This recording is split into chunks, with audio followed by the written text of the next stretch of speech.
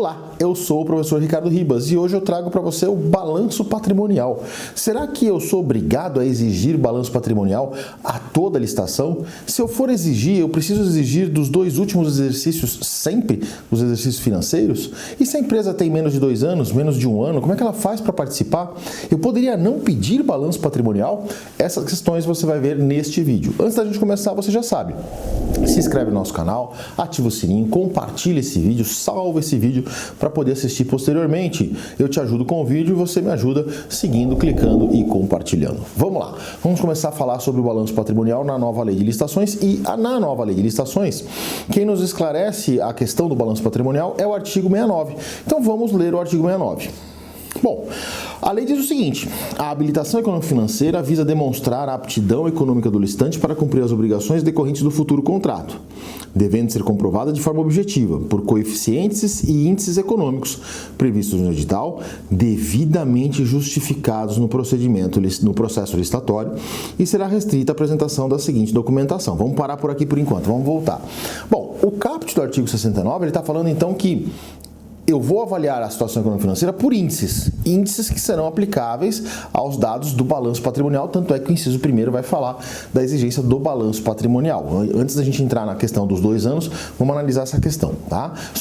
Dos índices. Só que o legislador diz o seguinte: para você exigir os índices, vocês têm que justificar a pertinência, você tem que justificar a necessidade. Como assim, Ricardo? Poxa, eu vou comprar copinhos de água. 1000 copinhos de água. Será que tem sentido eu pedir o balanço patrimonial da empresa para saber se ela tem recurso financeiro suficiente para fornecer 1000 copinhos de água?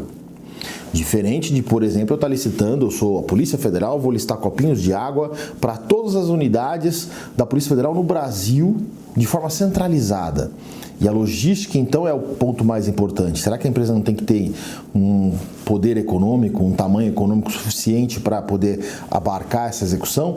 Percebam que nas 2 licitações o objeto é copinho de água. Só que a complexidade da primeira é muito pequena frente à complexidade da segunda, o que não justifica, portanto, é me preocupar com o poderio econômico, com o poder econômico da empresa licitante, da empresa que eventualmente executará o objeto.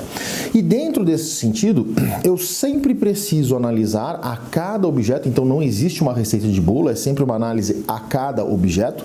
Eu preciso analisar a cada objeto se há um risco econômico na execução daquele contrato, se a empresa precisa investir muito dinheiro para executar esse contrato. Se eu perceber que há um risco econômico, que o investimento de recurso é muito grande por parte do licitante, pensando até que ele vai receber depois da execução, né, mesmo que seja parcelado, ele vai executar a primeira parcela para depois receber, essa é a regra normal.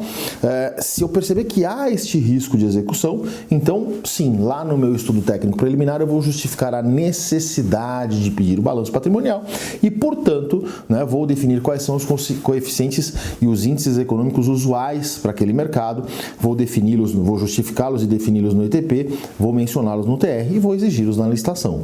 Agora, por outro lado, se eu percebo que não há uma complexidade financeira, se não há um risco financeiro de execução, eu vou também no ETP mencionar essa questão, né, e vou declinar, não vou mencionar a necessidade da exigência da qualificação econômica financeira. Então, primeira pergunta que a gente vai responder: sempre que eu licitar eu vou exigir balanço patrimonial? E a resposta é não.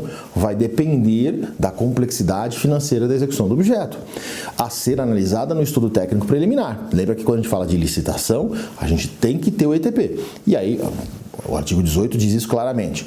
E aí, então, eu tendo que ter o ETP, eu vou fazer a análise da necessidade do balanço patrimonial e, eventualmente, se eu disser há complexidade, peço o balanço. Se eu disser não há complexidade, não peço o balanço. Então, não é obrigatório em toda a licitação exigir balanço patrimonial. Mas, vamos voltar para a tela. E aí diz a lei: balanço patrimonial, demonstração de resultado de exercício e demais demonstrações contábeis dos 2 últimos exercícios sociais. Volta aqui comigo. Percebam que o legislador é categórico, ele quer os 2 últimos exercícios sociais. Da onde veio isso? De uma intenção do legislador de licitar com empresas, já que você vai pedir balanço patrimonial, já que você me disse lá no ETP que o risco financeiro existe, então vamos licitar com empresas que têm uma perenidade, uma estabilidade financeira. Essa foi a intenção do legislador quando exigiu dos 2 últimos exercícios. Particularmente, eu, Ricardo, discordo dessa opinião, dizendo que o mais importante é a situação atual da empresa. Ela pode ter ficado muito ruim no penúltimo ano e estar muito bem agora, ou vice-versa, ela estava muito bem no penúltimo ano e está muito ruim agora. Então, o que importa de fato para a execução contratual que vai se dar agora é o momento em que a empresa está. Então, seria o momento atual. Mas o que a gente tem que fazer é cumprir a lei. Vocês sabem, se você me segue no nosso canal, você sabe que eu sou um cara legalista, vocês sabem que eu sou um professor que busco a aplicação da legislação, a norma literal, sendo interpretada de acordo com a possibilidade, com a viabilidade prevista na lei da regulamentação. Aí sim, a gente vai tentar criar regulamentos, vai tentar analisar a jurisprudência. Mas quando a lei for categórica, tem que ser cumprida. Não é isso? Não é isso que a gente aprende? Pois é. E a lei fala dos 2 últimos exercícios. Então eu sou obrigado a exigir os 2 últimos exercícios. Há quem defenda, e eu não tiro a razão, mas há quem defenda, até porque sou contrário a pedir os 2 últimos exercícios, acabei de falar para vocês, a minha opinião pessoal é essa, né? Há quem defenda a doutrina de grande porte, de grande peso, que não seria necessário pedir os 2 últimos balanços patrimoniais, poderia ser pedido somente o último balanço patrimonial. Não discordo deles, mas eu preciso lhes alertar que se trata de doutrina. Doutrina é a opinião de um doutrinador, de um professor, é como a minha, também não concordo, né? Só que não importa o que o Ricardo fala, o que o doutrinador X, Y, Z fala, mas sim o que a norma diz e depois o que o Tribunal de Contas e o Tribunal de Justiça vão dizer sobre isso. Então, se a norma diz serão os 2 últimos exercícios, serão os balanços dos 2 últimos exercícios, você, ao seguir a doutrina dizendo que não precisaria ser dos 2 últimos, você corre o risco do seu Tribunal de Contas, quando for lhe auditar, dizer, olha, você errou, cometeu erro grosseiro, porque a lei dizia claramente que seria dos 2 últimos.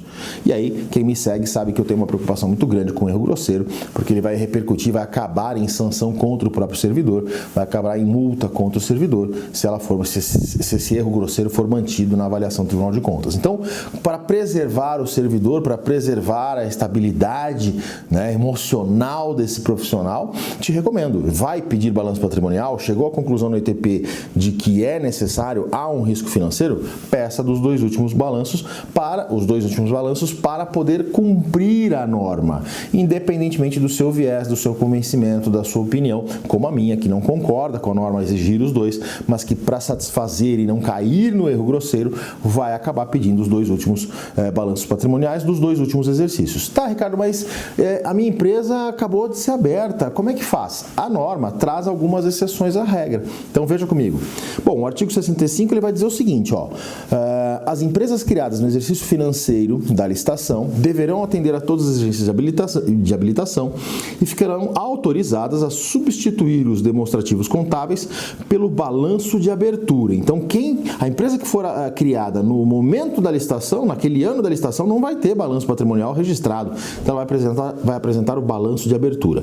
Mas o artigo 69 também traz uma outra seção, lá no parágrafo 6º, que ele diz o seguinte, ó, os documentos referidos no inciso 1º limitar-se-ão ao último exercício no caso de a pessoa jurídica ter sido constituída há menos de 2 anos. Então volta aqui comigo. Então se a sua empresa tem menos de 2 anos de existência, você não vai apresentar, até porque você não tem, os 2 balanços patrimoniais, você vai apresentar somente o último balanço patrimonial. É uma questão de lógica, mas é como eu disse, a lei tem que dizer, para que a gente não atue sem respaldo legal e aí cometermos aí um erro grosseiro.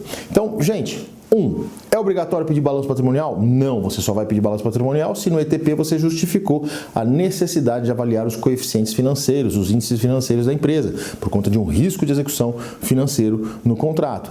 2, se eu for pedir o balanço, cheguei à conclusão de que há um risco, vou pedir o balanço, recomendo que você peça dos 2 últimos balanços, cumprindo a norma legal. Ah, Ricardo, mas tem doutrina? Tem doutrina, mas o doutrinador não vai pagar sua multa se o teu Tribunal de Contas entender de forma diferente e quiser aplicar a literalidade da norma. Então, recomendo que você siga a norma. E 3, caso você tenha menos de 2 anos, apresenta o último balanço apenas, então somente um. E caso você tenha sido criada no exercício financeiro da licitação, você vai apresentar o balanço patrimonial de abertura. Faltou responder uma pergunta. Qual, professor? E é o bônus para quem ficou até o final do vídeo. E nas dispensas e inexigibilidades, eu sou obrigado a pedir? Não. Por quê? Porque o artigo 72 fala de habilitação e qualificação mínimas. É a mesma ideia da licitação. Para quando eu exigir a documentação de habilitação, eu ter a liberdade de avaliar: há um risco na execução? Há um risco financeiro na execução? Será que eu preciso me preocupar se a empresa tem dinheiro para executar ou não? Se eu entender que naquela dispensa, naquela inexigibilidade, eu não tenho esse risco financeiro de execução, eu não vou exigir o balanço patrimonial. Então, o artigo 72 também cria a necessidade de avaliação da exigência de balanço patrimonial ou não, antes de você definir a documentação que será exigida como qualificação e habilitação mínima. Ah, Ricardo, mas na licitação eu tenho que ter ITP e na dispensa e inexigibilidade eu posso não ter. Sim, você pode não ter. E aí você vai definir isso aonde? No teu termo de referência, ok? Eu sou o professor Ricardo Ribas, vídeo rápido, sério, objetivo, direto, como você quer assistir e como eu produzo. Caso você tenha mais dúvidas, deixa aqui nos comentários do vídeo, me manda lá no WhatsApp, o link de acesso está lá na bio do Instagram. Aproveita para seguir o canal, ativar o sininho, curtir esse vídeo e eu te espero no próximo vídeo. Tchau!